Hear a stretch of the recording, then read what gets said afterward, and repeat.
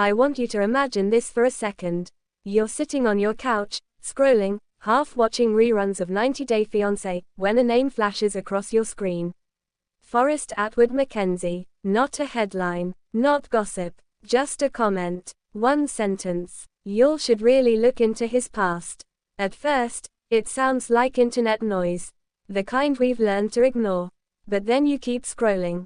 And scrolling. And suddenly your stomach tightens, because the comments aren't stopping.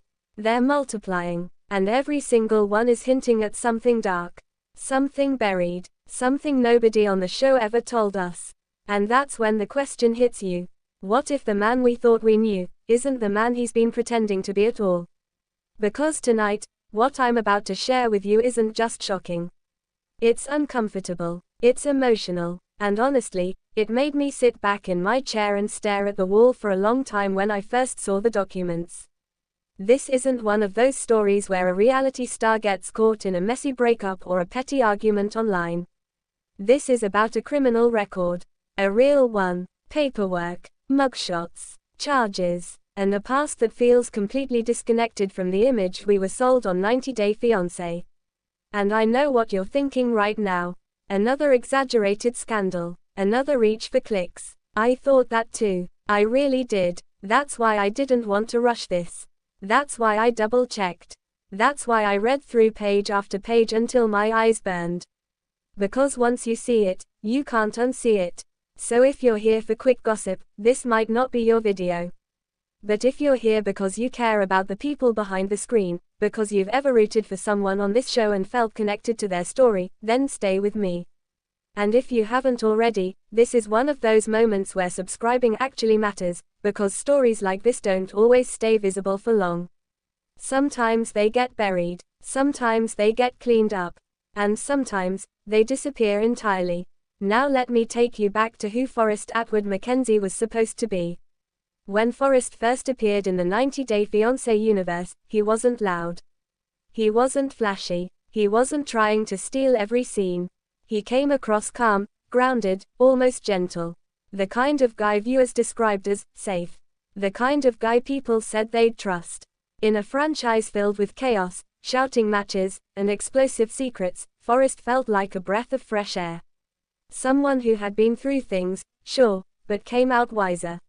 Softer, better. People connected to that, especially viewers who've made mistakes in their own lives. People who believe in growth, in second chances, in the idea that who you were doesn't have to define who you become.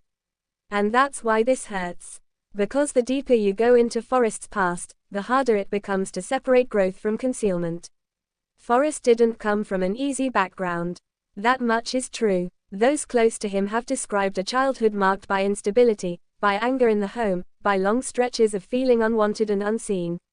He was the kind of kid who learned early that survival sometimes meant staying quiet.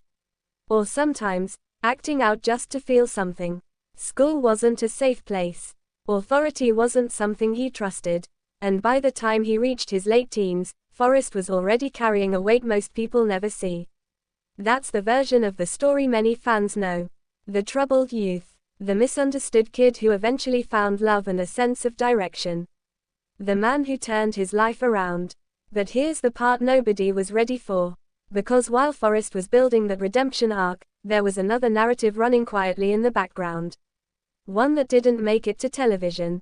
One that lived in court databases, police reports, and records most fans never think to search.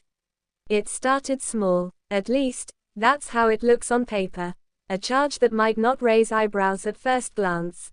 Something you could explain away as youthful recklessness. A mistake. Then another incident. Then another. Each one separated by time, but connected by a pattern that's hard to ignore once you see it. And this is where the internet exploded. TikTok was the first place it really caught fire. A creator posted a video with shaky hands, scrolling through public records on their screen. "Tell me why nobody's talking about this," they said. Within hours, the video had hundreds of thousands of views. People were stitching it, duetting it, zooming in on names and dates, whispering like they were afraid someone might hear them. On X, formerly Twitter, the reactions were raw and immediate. "So we just ignoring this?" One user wrote. Another said, I defended him so hard and now I feel stupid. Instagram comments turned emotional, not angry at first, but confused. Hurt. Fans asking each other if it was real. Reddit threads popped up dissecting every detail, every charge, every timeline discrepancy. And Forrest, silent. That silence is what made things worse. Because when you don't address something like this, people start filling in the blanks for you. They start imagining the worst. And unfortunately, the deeper fans dug, the darker it started to look. Now, I need to be careful here. Not because this isn't public information, but because this isn't about sensationalizing crime. This is about understanding it. Forrest's criminal record isn't one single incident that can be brushed off as a bad night. It's layered, complicated, and emotionally heavy. The first layer is the one that most people try to defend. Minor offenses. Things fans say could happen to anyone in the wrong place at the wrong time. People grow, they argue. Why are we digging up the past? And honestly, that argument holds weight. It really does. But then comes the second layer.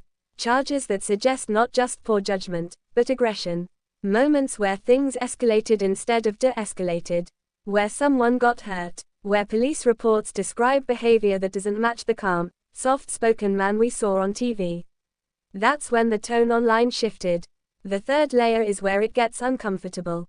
Because this is where patterns appear. Repeated run-ins, similar circumstances, similar outcomes. And suddenly, it's not about one bad chapter. It's about a book that was never fully closed. People started asking questions that nobody wanted to ask out loud. Did the show know? Did his partner know? Was this disclosed during casting? Or was it intentionally left out because it didn't fit the narrative? And then comes the fourth layer. The emotional one. Former acquaintances began speaking up. Not with dramatic accusations, but with quiet confirmations. I'm not surprised, one wrote. I hoped he changed, said another. These weren't viral posts. They were small comments, buried in threads, but they carried a weight that's hard to fake. At this point, fans were split straight down the middle. Some felt betrayed, others felt protective. He's paid his dues, they said. Why are we punishing him again? And that question is valid. It really is. But then there's the fifth layer. The one that changes everything. Because the final reveal isn't just about what Forrest did. It's about what he didn't say. Multiple sources confirmed that parts of his criminal history were never disclosed publicly, even as he leaned into a redemption narrative. Interviews framed him as misunderstood, as unfairly judged, without ever acknowledging the full scope of his past. And that's where trust breaks. Not because people can't forgive, but because forgiveness requires honesty. And that's the moment many fans felt something crack. One comment on Reddit summed it up perfectly. I could have supported growth. I can't support hiding. So now we're left with these questions. Can someone truly change if they're still running from who they were? Does a criminal past disqualify someone from love, from fame, from a second chance? Or is the real issue the silence, the half-truths, the carefully edited version of reality we were given? I keep thinking about the viewers who saw themselves in Forrest. The ones who messaged saying his story gave them hope. The ones who believed that if he could turn his life around, so could they. What happens to that hope now? And I also think about Forrest himself. About the possibility that he really did want to move forward. That maybe he was ashamed. Afraid. Maybe he thought bringing it up would destroy everything he worked for. And in trying to protect his future, he ended up damaging it even more. This story doesn't have a clean ending. No neat bow. No clear villain. Just a man, a past, and a spotlight that doesn't forgive secrets. So I want to ask you, honestly, if you were in his shoes, what would you have done? Would you have told the full truth, knowing it might cost you everything? Or would you have hoped the past stayed buried? And as this story continues to unfold, one thing is certain. Reality TV isn't just entertainment. It's real people, real histories, and real consequences. And sometimes, the most shocking moments don't happen on screen at all. They happen when the cameras stop rolling, and the truth finally catches up. Stay with me, because this story isn't over yet.